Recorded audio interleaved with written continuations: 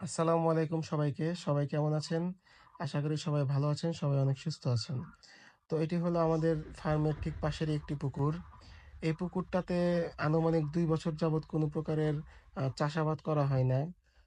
এবার আমরা চিন্তা করেছি যে আমরা কিছু দেশীয় মাছ এখানে চাষ করব। কিন্তু পুকুরটি ২ বছর যাবৎ পরিত্যক্ত থাকার কারণে এখানে প্রচুর পরিমাণে কচুরিপানা জন্ম নেয়। আমরা ১ম এ এই কচুরিপানাগুলো কয়েকদিন নিজেরাই পরিষ্কার করার চেষ্টা করি। কিন্তু আসলে এটা হয়ে উঠছিল না। যে কারণে এখানে কচুরিপানা মারার বিষ দিয়ে দেই। এটি দেওয়ার সাথে, সাথে আরকি ৩-৪ দিনের মধ্যে এটা পচে পানির সাথে মিশে যাবে।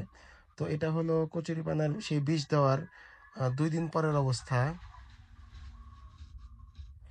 আর এটি হলো তারপরের দিনের অবস্থা। অর্থাৎ ৩ দিন পরের অবস্থা এটা। আশা করি আর ২ দিনের মধ্যে সব পানির সাথে একদম মিশে শেষ হয়ে যাবে।